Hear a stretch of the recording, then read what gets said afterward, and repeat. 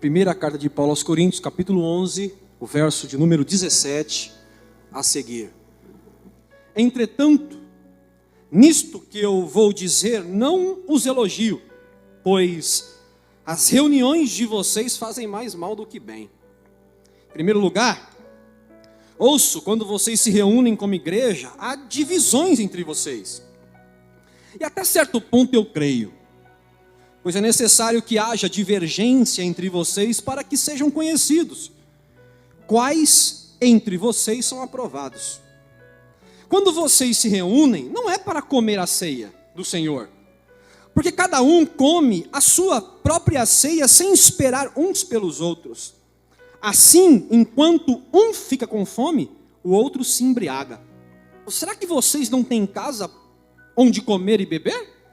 Ou desprezam a igreja de Deus e humilham os que nada têm? Que direi? Eu os elogiarei por isso? Certamente que não. Pois recebi do Senhor o que também entreguei a vocês, que o Senhor, na noite em que foi traído, tomou o pão e, tendo dado graças, partiu e disse: este é o meu corpo, que é dado em favor de vocês. Façam isso em memória de mim. Da mesma forma, depois da ceia, ele tomou o cálice e disse: este é o cálice da nova aliança no meu sangue. Façam isso sempre que beberem em memória de mim. Porque sempre que comerem deste pão e beberem deste cálice, vocês anunciam a morte do Senhor até que Ele venha. Ceia, ele é um dos maiores sacramentos da experiência cristã seguida do batismo. A teologia chama de as duas ordenanças: batismo e ceia. O porém que eu quero tratar esta noite não é a ceia na perspectiva da relação entre homem e Deus. Até porque na ceia, na perspectiva entre homem e Deus, nós já estamos convictos desta realidade. Eu quero vos falar da ceia no contexto de Corinto. Porque a ceia vem se tornando uma cerimônia ritualista, devido à importância que se dá ao ritual e não ao relacionamento com Deus e com os homens. Tanto que a ceia foi santificada. Nós dizemos assim, a Santa Ceia. Mas na realidade a ceia não é santa. Santos são aqueles que participam da ceia. Mas na experiência religiosa, as pessoas e as coisas se tornam santas. As pessoas que se tornam santas, na cultura religiosa, milagreiros, mártires, homens que doaram a sua vida em favor do outro, é canonizado pela religião como santo. Quando não, as coisas são santificadas. Óleo é santificado. Ceia é santificado. Irmão, eu convivi com uma galera um tempo da minha vida cristã, que depois da ceia, sabe o que eles faziam? Eles enterravam o pão que sobrava. Por quê?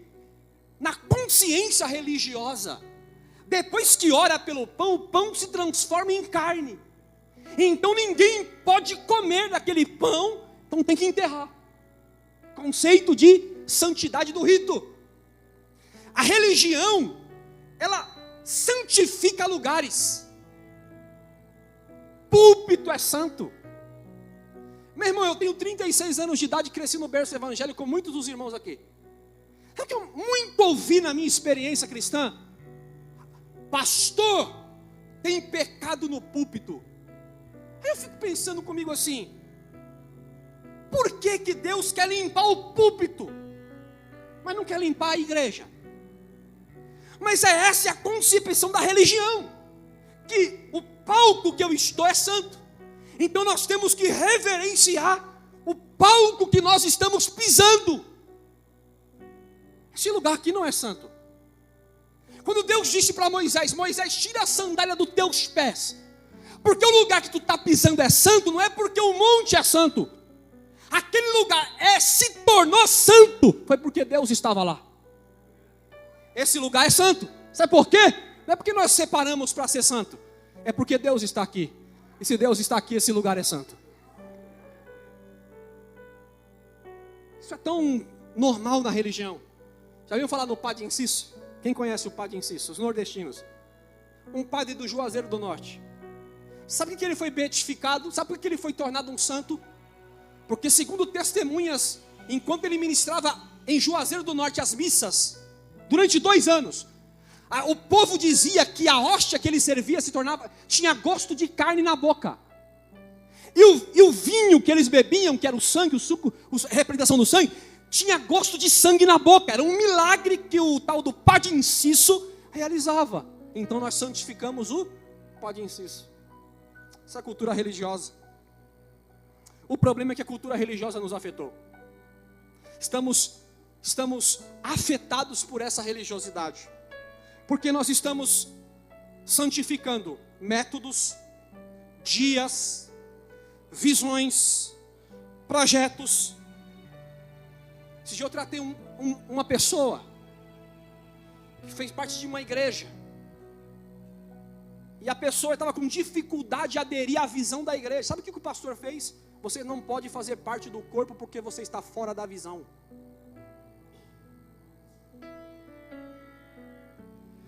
E aquela pessoa extremamente machucada. Por quê? A santificação dos meus projetos vale mais do que pessoas. Você não se assuste não. Deus abriu mão da sua lei para preservar a vida. Davi comeu o pão do santuário que ninguém podia comer. Davi com fome no meio da guerra, pegou do pão e comeu. Porque Davi não morreu? Porque Deus preserva a vida acima da sua própria lei.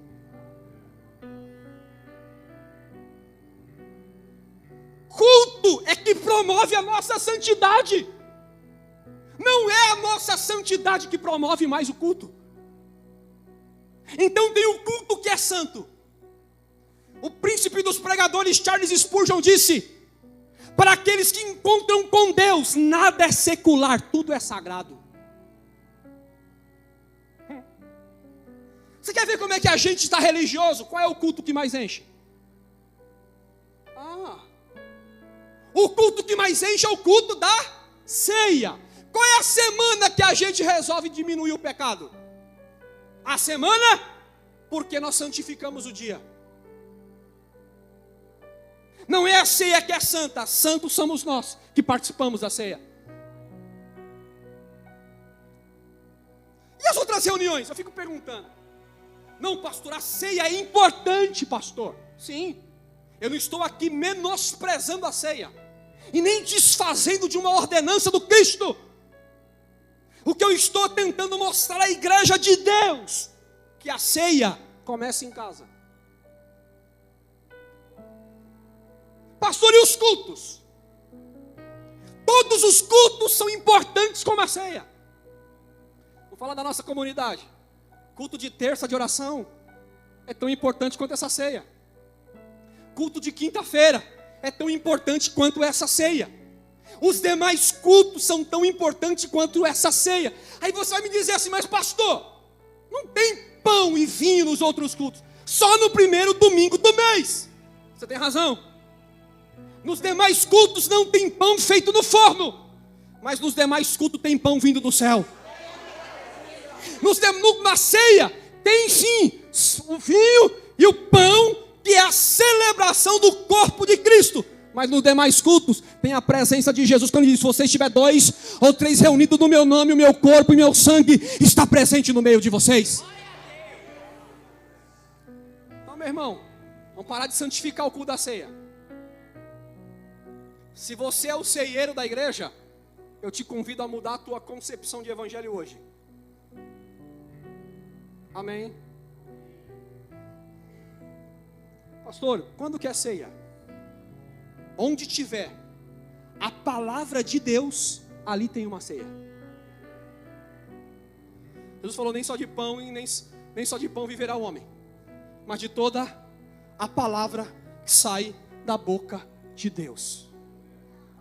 Ceia é um princípio.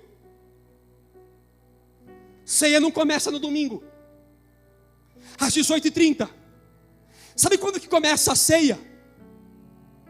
Diga comigo assim, pergunta a mim assim: quando, pastor? Pergunta. Quando a gente se converte. Apocalipse 3:20. Eis que estou à porta e bato. Aquele que abrir, eu entro, vírgula, e ceio com ele. Aleluia. Quando começou a minha ceia, pastor? Quando eu me converti. Quando vai terminar, pastor? Nunca. Apocalipse capítulo 19, verso 9. E disse o anjo a João: escreve: bem-aventurado aqueles que são chamados para a ceia das bodas do Cordeiro.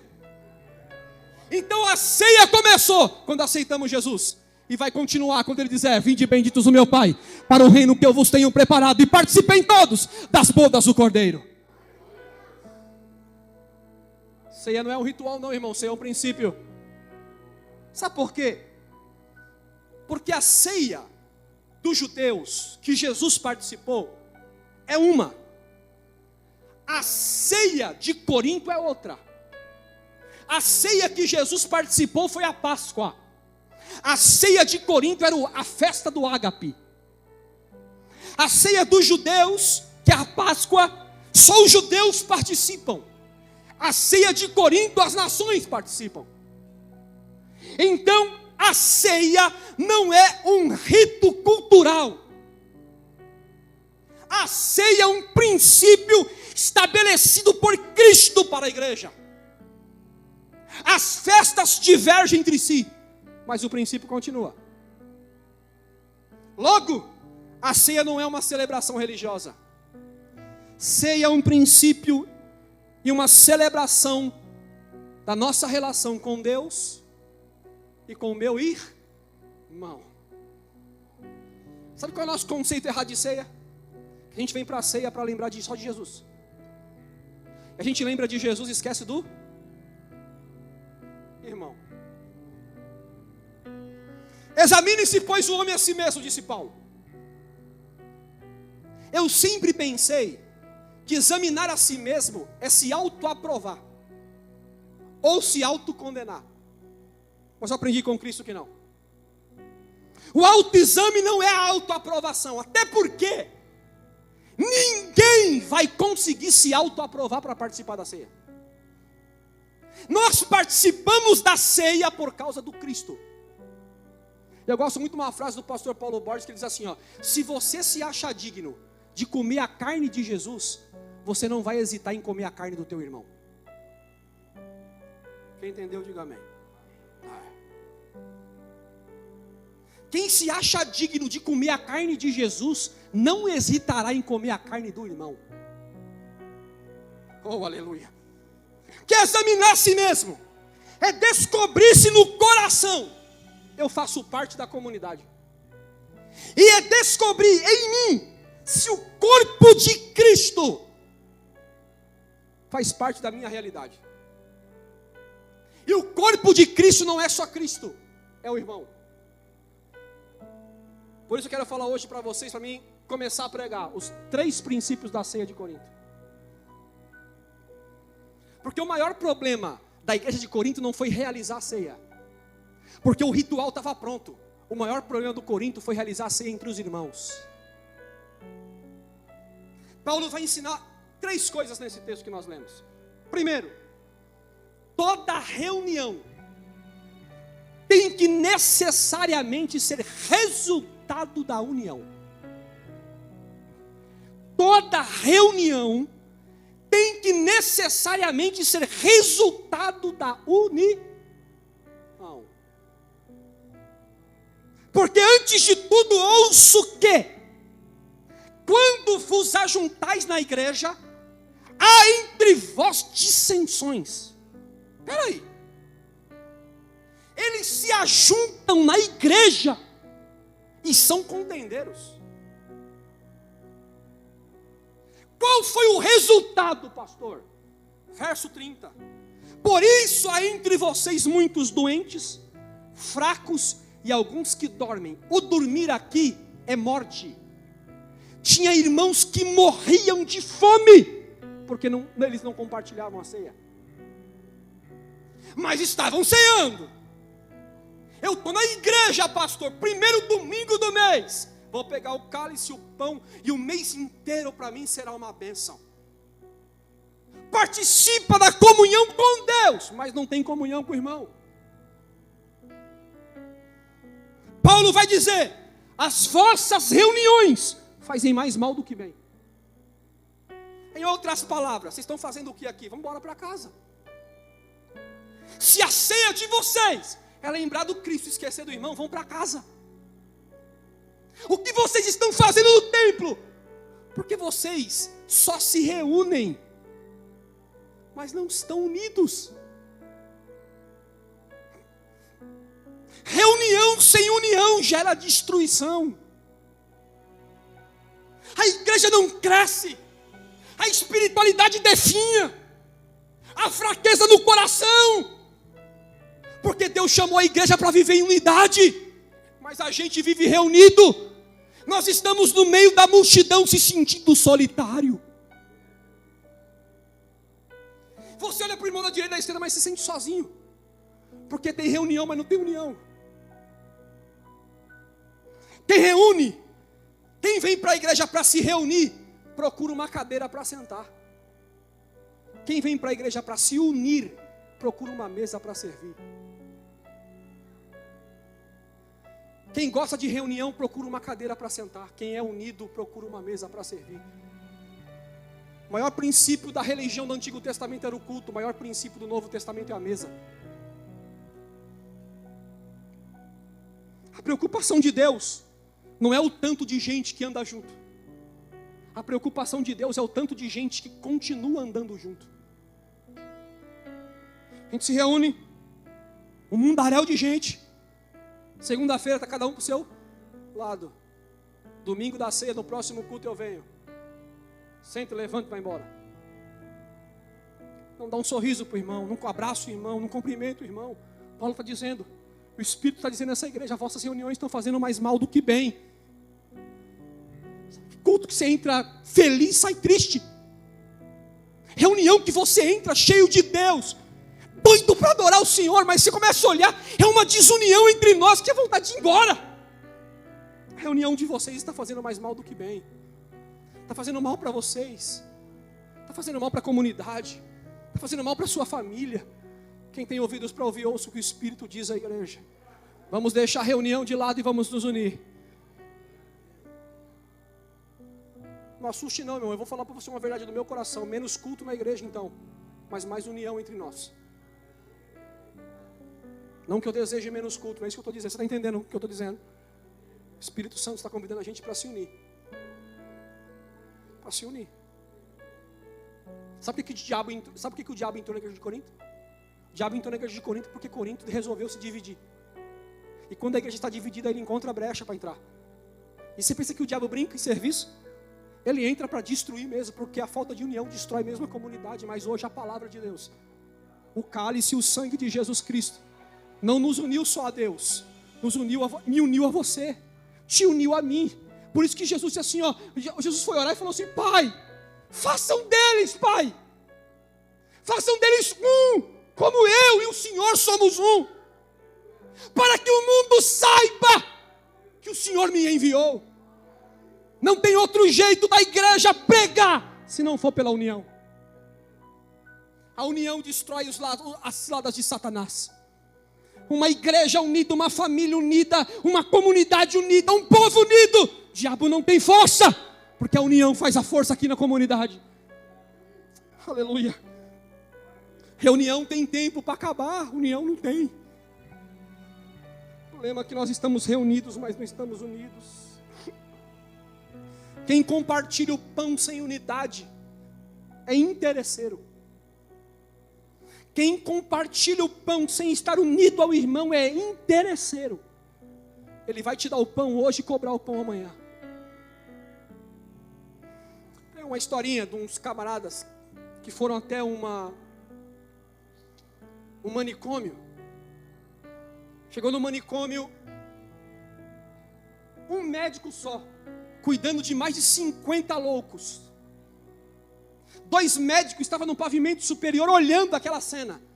Um médico olhou para o outro e disse assim: rapaz, esse médico que está embaixo não tem medo de que todos os loucos se juntem e o matem? O outro médico virou e disse assim: ele não tem medo, sabe por quê? Porque os loucos não se unem. Quero dizer com isso, pastor, é loucura vir para a igreja procurar Deus e matar o irmão. É loucura pedir perdão para Deus e não perdoar o irmão. É loucura. É loucura vir para a igreja comer do pão e do sangue e destruir o seu irmão. Loucura. Porque antes de comer, temos que estar unidos. Então você vai ter que vencer as indiferenças. Você vai ter que engolir o sapo todo pela garganta. Abacaxi atravessa, vai ter que engolir. Vai. Eu não consigo, pastor. O Espírito Santo de Deus, pela sua palavra, transformará o seu interior para que você consiga. Engole seco. Passa. Mas abençoe o teu irmão. Porque quem abençoa o irmão é abençoado por Deus. Estamos presos nos jargões evangélicos. Deus vai te levantar. Deus, meu irmão, olha a palavra que a gente gosta. Se preparem, porque Deus vai te honrar nessa terra. Agora eu faço uma pergunta. Vai te honrar para quê? Você está afim de ser honrado por Deus para quê? Uma coisa que eu aprendi na vida: Deus só honra um homem que aprende a honrar o irmão.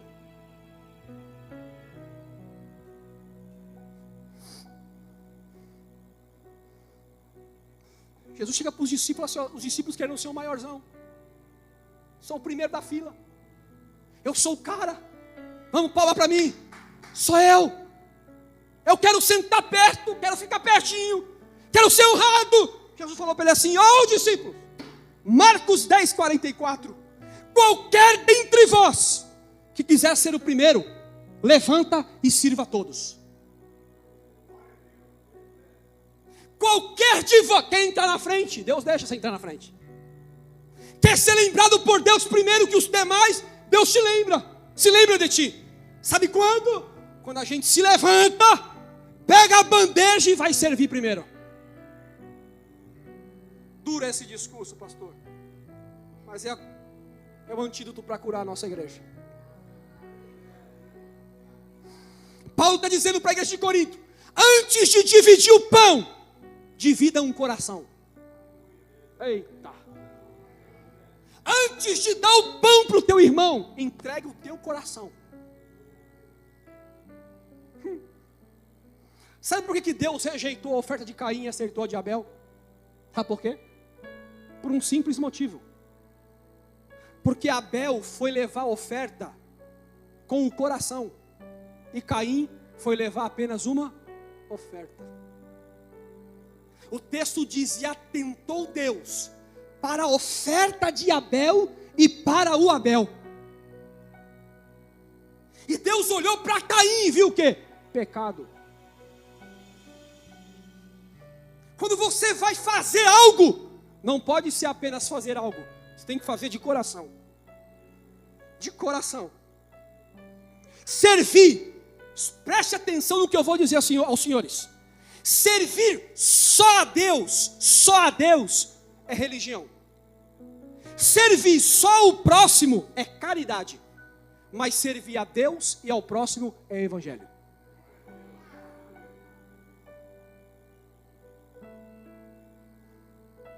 Paulo vai dizer assim, capítulo 11, verso 33. Portanto, meus irmãos, quando vocês se reunirem para comer, esperem uns Paulo não está falando de sincronismo. Paulo está falando de igualdade. Não é, todo mundo pegou. Vamos comer todo mundo junto, vamos lá. 1, 2, 3, não é isso que Paulo está dizendo. Paulo está falando, quando vocês forem comer, que haja entre vós igualdade. Porque no contexto de Corinto, os ricos comiam antes dos pobres. Os gananciosos queriam primeiro. E Paulo vai dizer, os demais estão fracos. Por quê? Porque não tem igualdade. Pastor Elter não pode ter mais honra do que o irmão que está sentado na última cadeira, que talvez eu nem saiba o nome, não pode. Não pode. Eu tenho que pegar a honra que Deus me deu e dividir com Ele. Isso é evangelho, irmãos. Não sei se você já leu a história primitiva da igreja. A igreja primitiva, a nossa igreja, diga comigo, a nossa igreja primitiva, os primeiros, os que iniciaram essa igreja que aqui está. Sabe como é que era o culto deles? Não era dentro do templo, não. Os cultos deles eram dentro das arenas. O imperador pegava os crentes no culto, levava para a arena. Para quê, pastor? Não é para fazer um show melhor, não. É para serem devorados por leões. É para morrerem. E Flávio José, um dos historiadores dos hebreus, disse o seguinte: que quando os crentes eram jogados no meio das arenas, sabe o que eles faziam? Se abraçavam.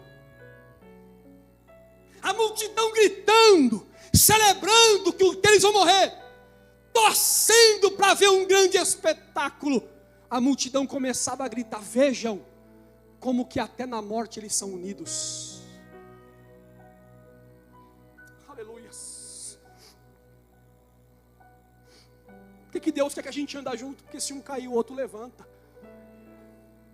Porque se alguém chorar, o outro enxuga as lágrimas. Porque se alguém perder, o outro vem e reparte o que ganhou.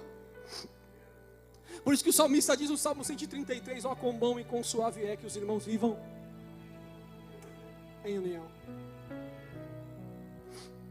Esse dia eu estava ouvindo o pastor Ari falar, ele disse assim, já disse isso aqui uma vez, eu vou repetir. Quando você chegar diante de Deus, a primeira pergunta que Deus vai fazer para você é: onde está o teu irmão? Aí você vai dizer assim: que irmão? Deus vai dizer assim: aquele que você destruiu por odiá-lo demais. Que irmão? Aquele que você matou com a inveja do seu coração. Que irmão? Aquele que você massacrou apenas por querer levar vantagem. Deus vai perguntar para a gente: onde está o teu irmão? Caim, onde está o teu irmão, Caim? Sou eu o guardião do meu irmão? Sabe qual foi a resposta de Deus? Sim, Senhor. Que a resposta seja dessa igreja. Se Deus perguntar essa noite para nós: onde está o teu irmão? Que a resposta seja: ele está aqui do meu lado, Senhor.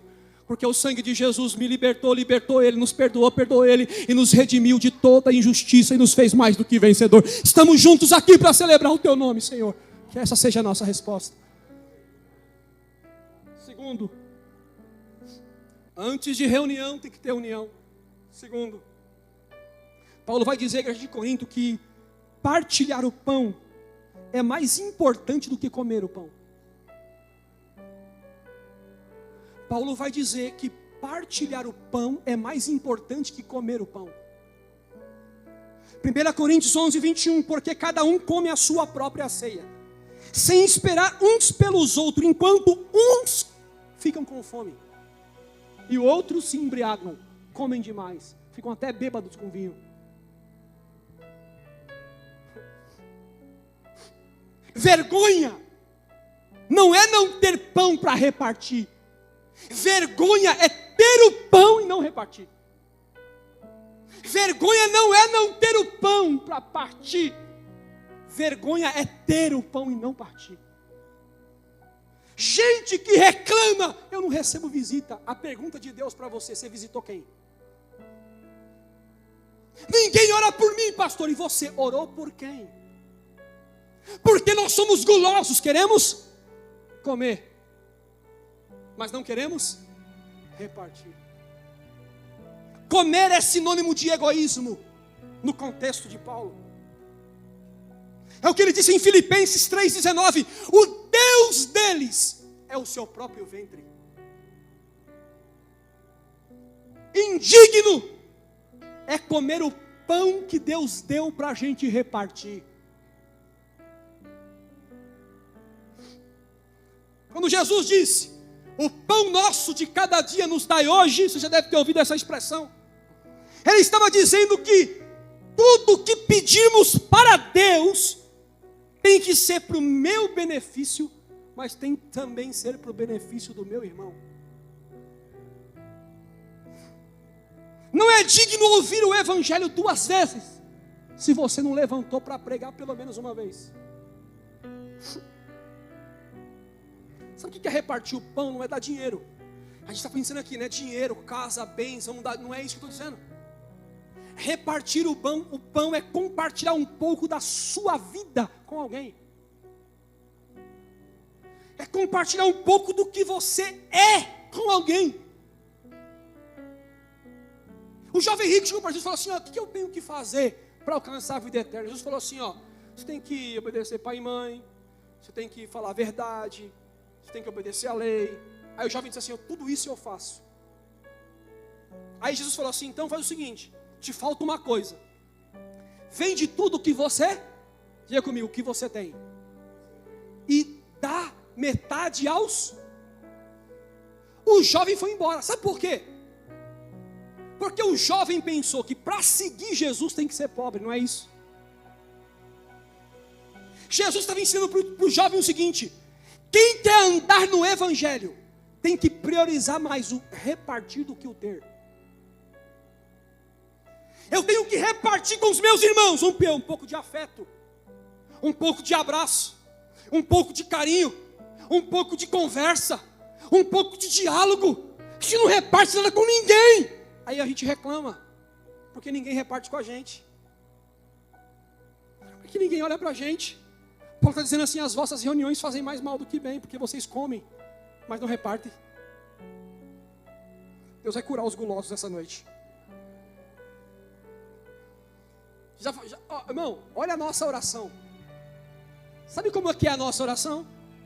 A nossa oração é para Deus mudar os outros. E a nossa oração não é para Deus mudar ninguém. A nossa oração é para Deus mudar a gente. Mas a gente faz o que com a oração? Deus muda os outros. Muda o meu amigo, muda o meu patrão, muda o meu funcionário, muda a minha mulher, muda o meu marido. Sabe o que é você parar de comer para poder repartir? É você começar a orar assim agora: Senhor, faça de mim a pessoa que eu gostaria que eles fossem para mim. Eita! Ai, irmão! Deus, faça de mim o que eu espero que as pessoas sejam para mim. Quando Jesus falou: se vocês vão orar, Pai, perdoe as nossas ofensas, assim como nós perdoamos os nossos deveres. Jesus está ensinando para a gente que para receber alguma coisa de Deus, Deus vai observar se você fez primeiro para o teu irmão.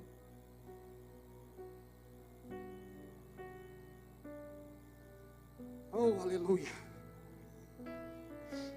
Você pode pedir o que você quiser para Deus. Eu vou repetir. Você pode pedir o que você quiser para Deus. Só que não se esqueça que Deus primeiro vai olhar a tua vida. Você quer receber de Deus isso que está pedindo para quê? Qual é o teu propósito? Pastor, eu queria ficar rico, para quê? Para andar de Porsche? Ou para repartir com crianças carentes? Pastor, eu queria ter muito dinheiro, pastor, você não sabe. Para quê? Para conhecer Dubai? Não tem problema de conhecer Dubai. Não tem problema, não estou aqui pregando sendo apologia à pobreza, não. É que você está entendendo o que a palavra de Deus está te dizendo. Você quer comer ou repartir, irmão? Paulo está dizendo assim: as reuniões de vocês fazem mais mal do que bem, porque todo mundo come. e os outros ficam sem. Ninguém reparte aqui. Onde nós vamos parar comigo? Sabe por que essa igreja não está cheia, lotada, com 4 cultos no domingo? Sabe por quê? Porque a gente vem para o domingo só comer. E sai daqui e não consegue repartir. O Espírito Santo me deu essa palavra para dizer aos senhores: o nosso culto está fazendo mais mal do que bem. Porque o nosso culto é egocêntrico. O nosso culto é para nós, não é para Deus. E a gente recebe de Deus, Deus dá mais. A gente até cantou hoje, até transbordar. Dá, Senhor, enche. Aí Deus vai perguntar: tá bom, vou encher. Para quê? Para comer? Para ficar gordão? Nada contra os gordão. Nada contra. Né, Birão? Nada contra. Saudável, menino bom. Tem até beleza, tem uma beleza ser gordinho. Não tem problema com isso. Mas está entendendo o mistério de Deus? Você quer o quê, meu irmão? Encher o seu ventre? O Espírito te trouxe aqui hoje nessa ceia para te curar. Você vai sair daqui hoje curado. Deus vai tirar um pouco da tua fome. Para quê? Para repartir um pouco. Está comendo muito, irmão. Você pode me ajudar? Olha para o irmão do lado e diga para ele: está comendo muito, irmão. Reparte um pouco.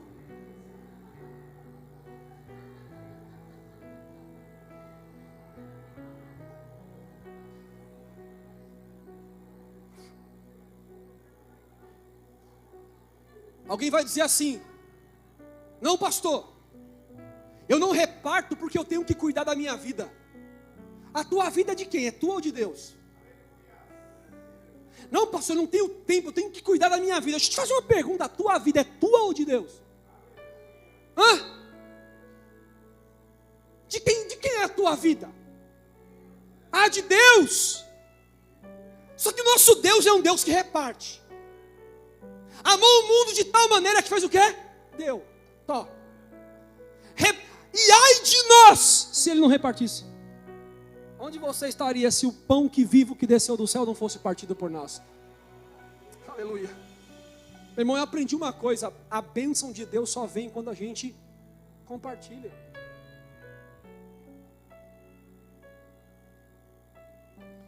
Um dia um cobrador de impostos chegou para Jesus e falou assim: eu queria conhecer esse Jesus e eu vou dar um jeito. Aí subiu num pé de árvore, tal, aquela história toda que vocês sabem, e eu quero conhecer Jesus, né? Com fome, né?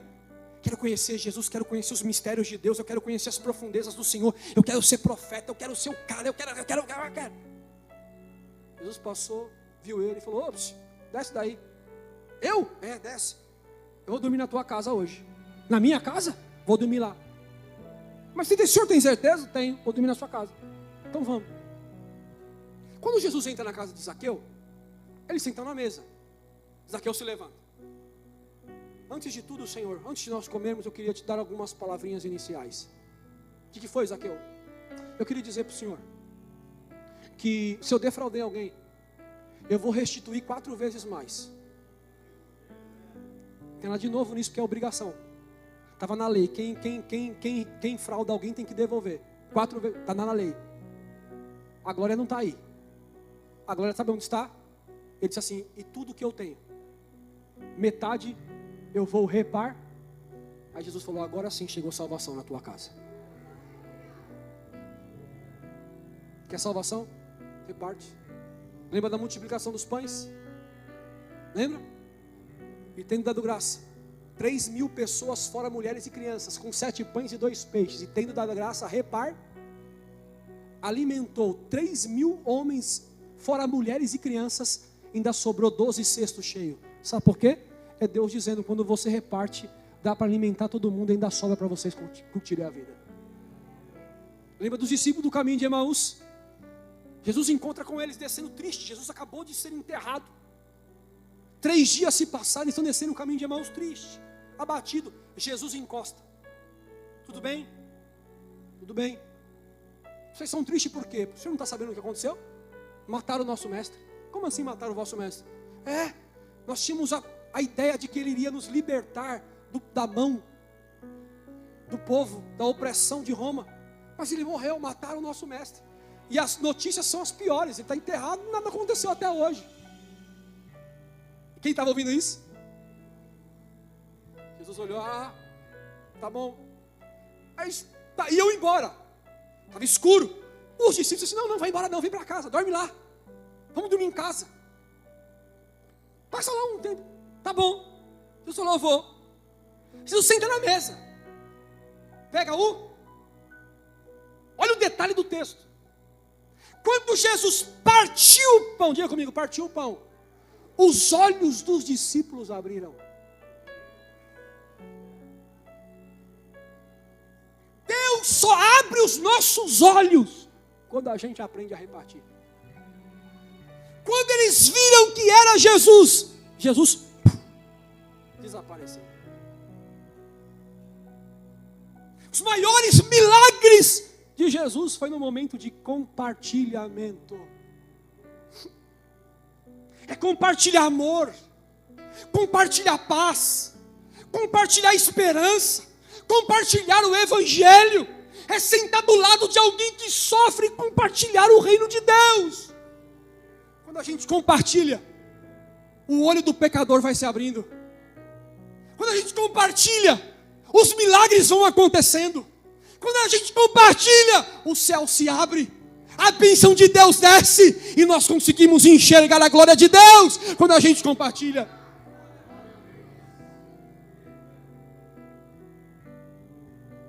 Eu vou dizer uma verdade para vocês não assustem não.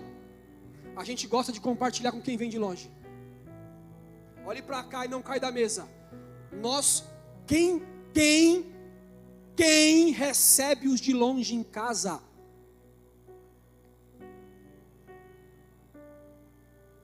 É solidário. Sabe quem é que ama? Quem divide o pão com quem está em casa. Fácil é dar pão para quem vem de longe. Difícil é repartir o pão com quem convive com a gente. Eita!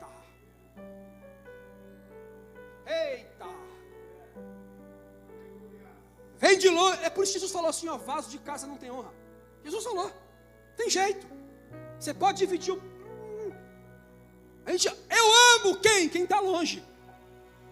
Quero ver amar quem está perto. Quem anda junto. Paulo está dizendo assim, vocês estão juntos, mas vocês não se amam. Vocês não estão unidos. Porque vocês só comem. Mas Deus só pode abrir os olhos de um homem e de uma mulher que consegue compartilhar. Terceiro e termino. Ceia não é só lembrar o que Jesus fez. É agir como Jesus agiu. Ceia não é lembrar só o que Jesus fez, mas agir como Jesus agiu. 1 Coríntios capítulo 11, verso 24 e 25. Aparece duas vezes a expressão, fazer isto em memória de mim. Olha para cá, fazer isso o quê? Comer? Não. Tendo partido, disse, este é o meu corpo que é partido por... Fazer isso o quê? Fazer isso em memória de mim não é comer. Fazer isso em memória de mim é partir o corpo em favor do irmão. O que Jesus estava querendo dizer para Paulo e os discípulos? Vocês querem viver uma ceia de fato? Vocês precisam ser como eu sou.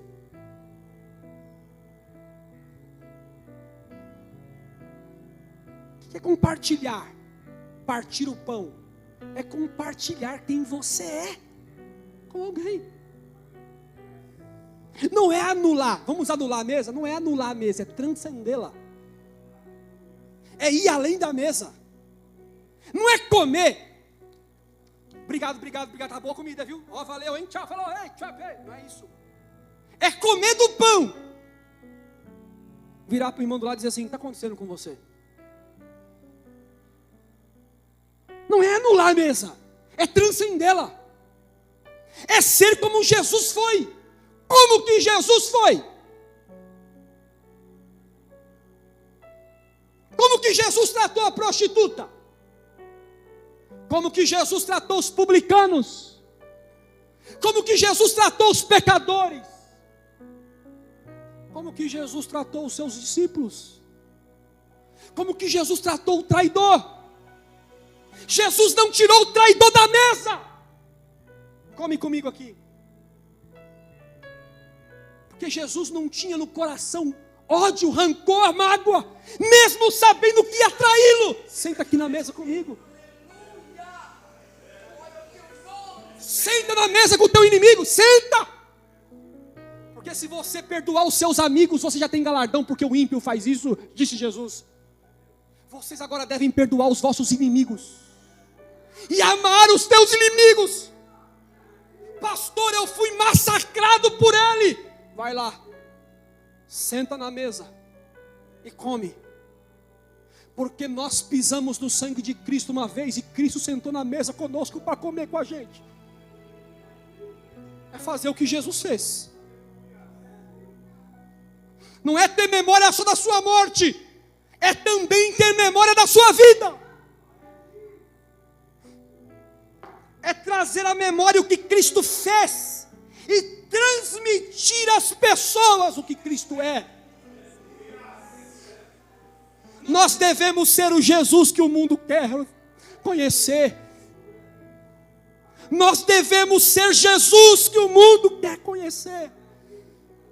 Um dia um discípulo chegou para Jesus e falou: Jesus, mostra-nos o Pai. Jesus falou assim: espera aí, você anda comigo, você vive comigo há tanto tempo e diz para mim que não conhece o Pai. Jesus está dizendo para você, se alguém perguntar, me mostre Jesus, você tem que ter a condição de dizer: olhe para mim, ande comigo. Ande comigo. Você quer saber quem é Jesus? Ande comigo. Aí ele vai andar com você, vai ver. Puxa, feriram a face dele e virou a outra. Puxa, pediram para andar com ele 1 milha, ele andou 2.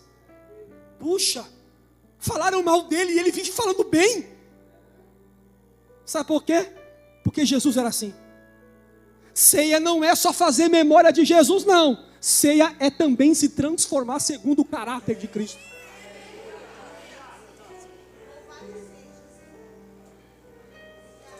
Quem vê a mim, vê ao Pai, disse Jesus ao discípulo. E Paulo disse isso também. Não sou eu que vivo, mas Cristo vive. Quem vê a mim, vê o Cristo.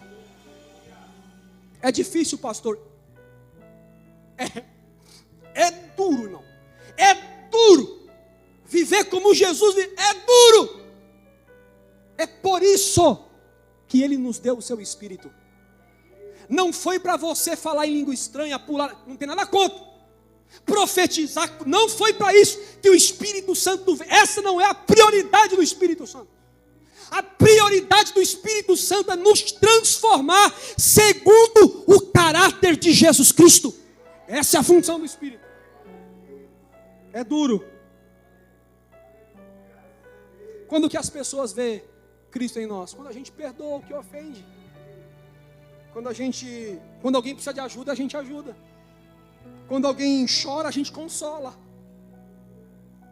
Nós vamos transmitindo um pouquinho diariamente quem é Jesus.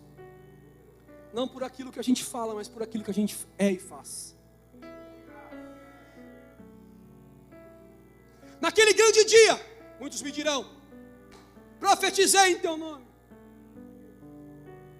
fiz milagres, expulsei demônios.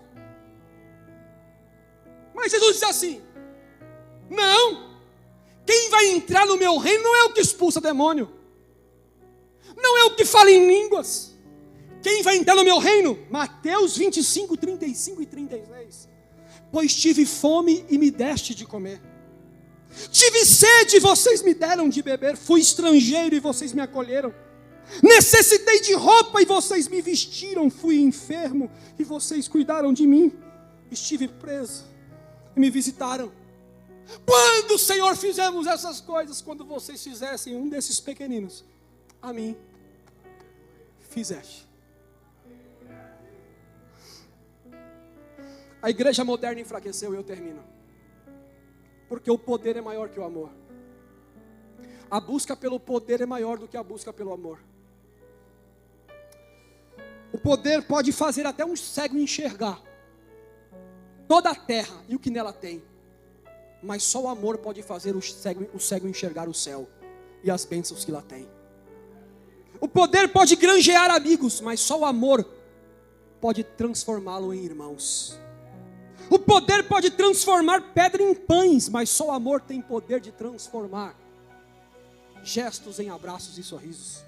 O poder pode te dar fama, mas só o amor pode te dar paz.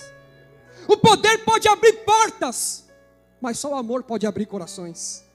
O poder trouxe destruição ao mundo, mas o amor veio para restaurar tudo que estava destruído pelo poder. O poder matou Jesus, mas o amor o ressuscitou no terceiro dia. O poder quebrou a aliança de Deus com os homens, mas o amor veio e renovou. O amor veio e selou. O amor veio e confirmou.